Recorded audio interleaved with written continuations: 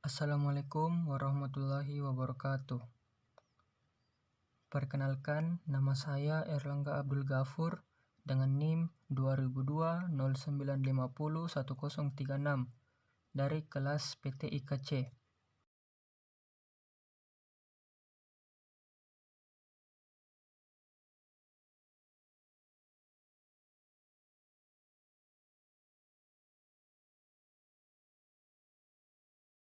Di sini saya akan membahas tentang apa itu filsafat.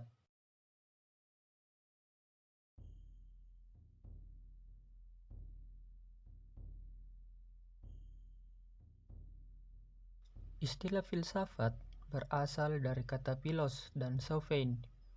Philos bisa berarti mencintai, mencari, atau pencarian akan. Sementara istilah sophein itu bisa diartikan cinta, kebijaksanaan, atau kebenaran. Sehingga filsuf sebetulnya adalah orang yang sedang mencari kebijaksanaan atau kebenaran. Filsafat-filsafat dunia.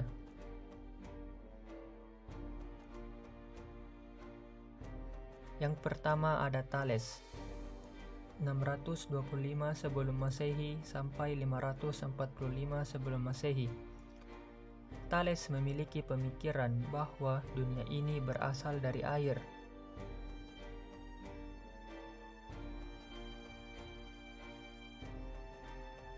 Dan Thales juga memiliki murid yang bernama Anaximandros, tahun 610 sebelum Masehi sampai 540 sebelum Masehi, yang mengatakan bahwa kehidupan ini berasal dari air.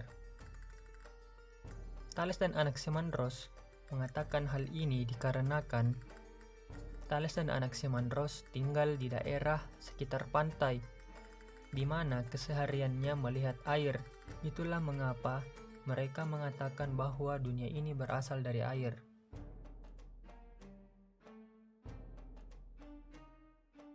Jadi, sebetulnya teori evolusi yang dikemukakan oleh Charles Robert Darwin 12 Februari 1809 sampai 19 April 1882. Semua makhluk hidup di muka bumi ini memiliki satu nenek moyang yang sama. Itu bukan hal yang baru. Anaximandros sudah mengemukakan itu, tetapi karena tidak didukung oleh riset dan data yang valid serta empiris, maka masih sangat lemah.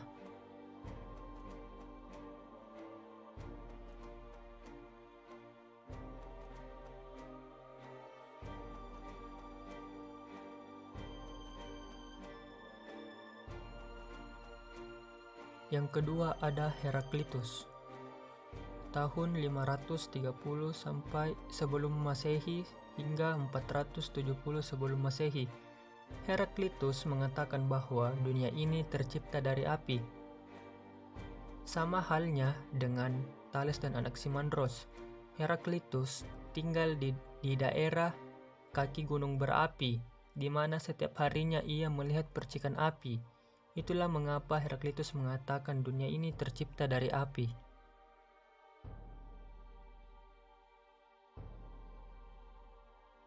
Yang ketiga ada Parmenides, tahun 540 sebelum Masehi sampai 475 sebelum Masehi. Parmenides mengatakan bahwa dunia berasal dari satuan terkecil yang ada.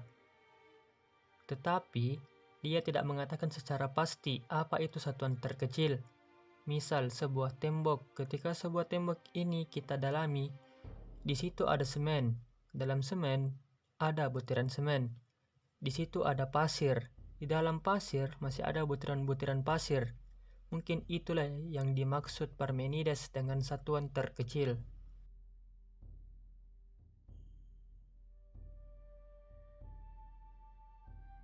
Yang keempat ada Demokritos, tahun 460 sampai hingga 370 sebelum Masehi. Pemikiran Demokritos mirip seperti Parmenides, hanya saja ia memunculkan istilah atom, bahwa Dunia atau semesta berasal dari satuan terkecil yang tak terbagi yang disebut atom. Atom itu berasal dari kata a dan tom, di mana a berarti tidak, tom berarti terbagi. Jadi, atom adalah satuan yang tidak terbagi.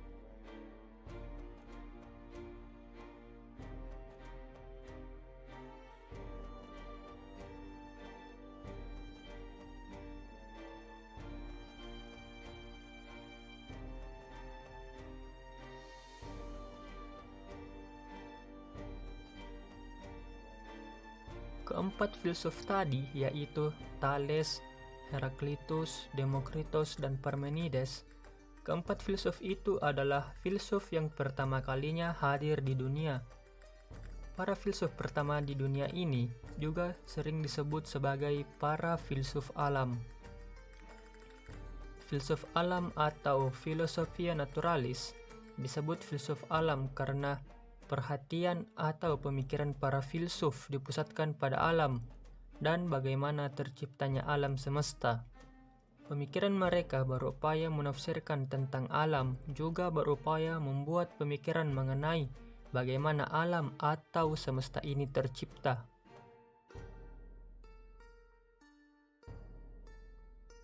Nah, pertanyaan yang paling sering muncul ialah, apakah dengan mempelajari filsafat itu akan semakin menjauhkan kita dari agama dan Tuhan?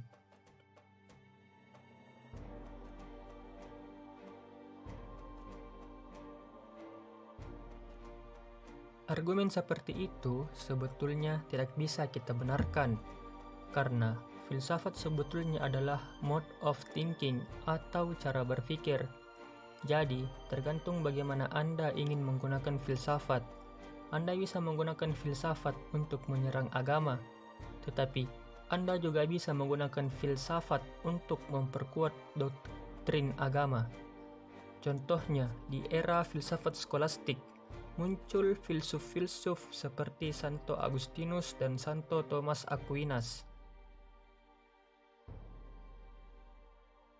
Santo Agustinus tahun 354 sampai 450. Agustinus berupaya membuktikan keberadaan surga dan neraka dengan meminjam pemikiran Plato mengenai konsep forma. Santo Thomas Aquinas tahun 1225 hingga 1274.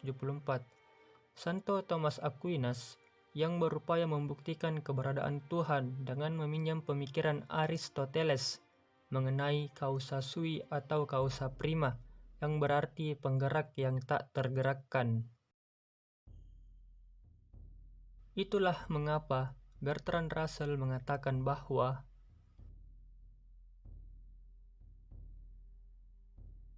filsafat adalah lahan kosong yang diperebutkan oleh ilmu pengetahuan maupun agama.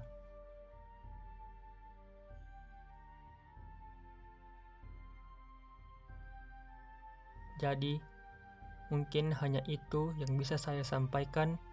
Kurang dan lebihnya mohon dimaafkan. Wassalamualaikum warahmatullahi wabarakatuh.